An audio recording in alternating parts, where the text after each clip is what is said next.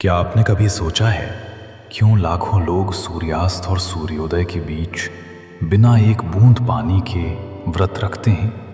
क्यों महिलाएं गंगा जल में खड़ी होकर डूबते और उगते सूरज को अर्घ्य देती हैं? और आखिर ये पूजा सिर्फ एक परंपरा है या इसके पीछे छिपा है कोई गहरा वैज्ञानिक रहस्य?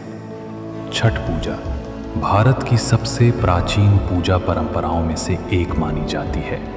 इसका उल्लेख ऋग्वेद और महाभारत दोनों में मिलता है। कहा जाता है कि जब पांडवों ने अपना सब कुछ खो दिया था, तब द्रौपदी ने छठ व्रत रखा और उसके बाद उनका जीवन बदल गया। इसीलिए छठ पूजा को सूर्योपासना कहा गया, यानी सूर्य देव की आराधना, क्योंकि सूर्य केवल प्रकाश का देवता नहीं, जीवन का आधार है। लेकिन सवाल ये है, क्यों सूर्य की पूजा के लिए ही इतने कठोर नियम बनाए गए?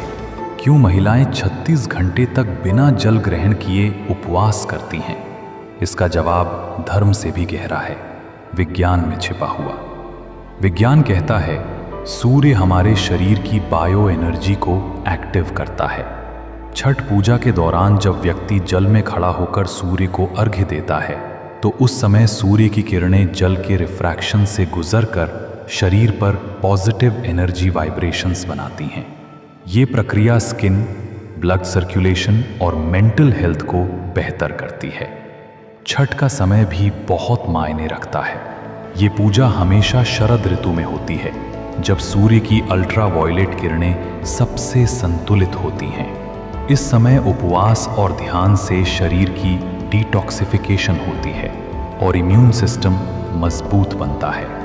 शायद यही कारण है कि छठ करने वाले लोग कहते हैं मन शुद्ध होता है, तन हल्का हो जाता है और आत्मा को शांति मिलती है। धार्मिक रूप से छठ पूजा सिर्फ सूर्य नहीं, बल्कि उषा और प्रत्युषा, सूर्य की दो पत्नियों की भी आराधना है। उषा यानी सुबह की पहली किरण और प्रत्युषा यानी शाम की अंतिम किरण।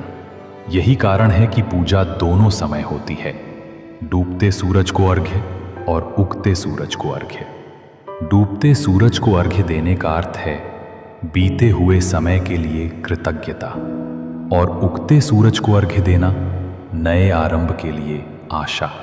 इसलिए जब छठ व्रती जल में खड़े होकर सूर्य देव से प्रार्थना करती हैं, तो वो सिर्फ अपने परिवार की खुशहाली नहीं, बल्कि प्रकृति, ऊर्जा और जीवन के संतुलन के लिए प्रार्थना करती हैं। लेकिन एक रहस्य ये भी है कि छठ पूजा सिर्फ धार्मिक नहीं, ये एक वैज्ञानिक ध्यान साधना भी है।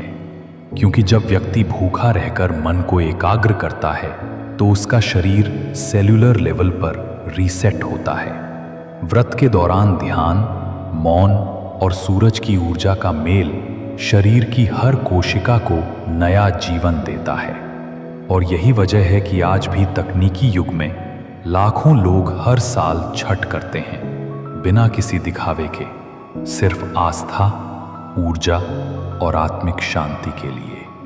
छठ पूजा हमें सिखाती है कि सच्ची भक्ति वही है जहां तन, मन और आत्मा तीनों शुद्ध हों। चाहे धर्म से देखें या विज्ञान से, छठ एक ऐसा पर्व है जो मनुष्य को प्रकृति से जोड़ देता है। तो इस बार जब आप किसी को सूर्य को अर्घ्य देते देखें, तो याद रखिए, वो सिर्फ पूजा नहीं कर रहे, वो प्रकृति से संवाद कर रहे हैं।